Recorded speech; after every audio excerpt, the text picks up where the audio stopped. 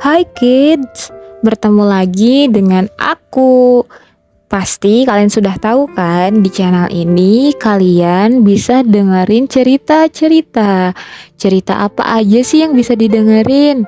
Banyak banget ya cerita yang bisa kalian dengerin.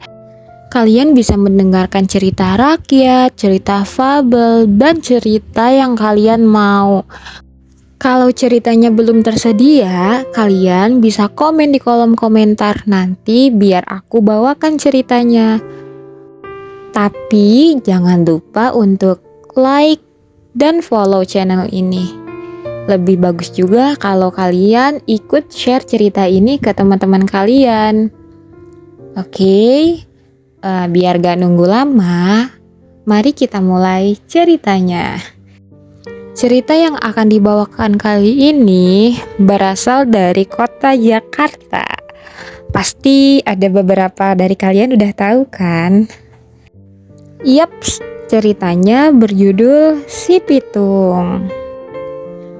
Di suatu sore, si Pitung kembali melihat kelakuan anak buah Babalim yang sewenang-wenang. Babalim adalah salah satu dari tuan tanah di daerah tempat tinggalnya. Dia dan anak buahnya sering merampas harta rakyat dan menarik pajak tinggi. Sebagian hasil rampasan itu lalu diberikan kepada pemerintah Belanda. Si Pitung pun bertekad untuk melawan anak buah Babalim. Dia lalu berguru pada Haji Naipin, seorang ulama yang juga pandai ilmu bela diri. Si Pitung cepat menguasai semua ilmu yang diajarkan oleh Haji Naipin. Pitung, gunakan ilmu yang kuberikan ini untuk membela orang-orang yang tertindas. Jangan sekali-kali kau gunakan ilmu ini untuk menindas orang lain. Pesan dari Haji Naipin. Baik guru, tentu saja aku akan menggunakan ilmuku ini untuk menolong orang-orang. Sekarang si Pitung sudah siap untuk melawan anak buah Babalim. Dia menghentikan ulah mereka yang sedang merampas harta rakyat jelata. Heh, anak muda, siapa kau? Beraninya kau menghentikan kami? Tanya salah satu dari mereka. Kalian tak perlu tahu siapa aku. Yang jelas, aku akan menghentikan ulah kalian selamanya. Jawab dari si Pitung. Anak buah Babalim lalu menyerang si Pitung. Namun si Pitung bisa mengalahkan mereka semua. Sejak saat itu, nama si Pitung terkenal di kalangan penduduk.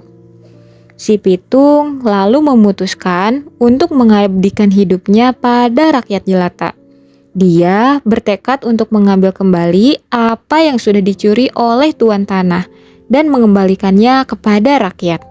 Dia lalu mengajak beberapa temannya untuk bergabung dengannya. Kelakuan si Pitung ini tentu saja tidak disukai oleh para tuan tanah dan juga pemerintah Belanda. Mereka lalu mengeluarkan perintah untuk menangkap si Pitung. Namun, si Pitung amat cerdik. Dia selalu berpindah tempat, sehingga pemerintah Belanda dan juga tuan tanah tidak bisa menangkapnya. Karena kesal, pemerintah Belanda akhirnya menggunakan cara yang licik. Mereka menangkap Papiun, ayah dari si Pitung, dan Haji Naipin yang merupakan gurunya. Salah satu pejabat dari pemerintahan Belanda itu mengumumkan jika si Pitung tak menyerah dan menyerahkan diri kepada mereka, maka kedua orang itu akan dihukum. Si Pitung mendengar berita tentang penangkapan ayahnya dan gurunya itu. Dia lalu menghadap kepada pejabat Belanda itu dan menyerahkan diri. Dia tak mau ayah dan gurunya menderita. Hei Tuan Belanda, kau boleh menangkapku, tapi lepaskan ayah dan guruku. Hahaha, akhirnya kamu menyerahkan diri juga, Pitung.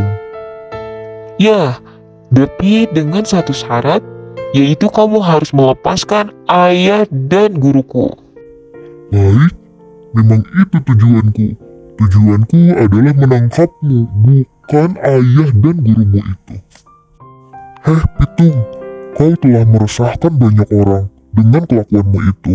Untuk itu, kau harus dihukum tembak, kata si pejabat Belanda itu. Kau tidak keliru.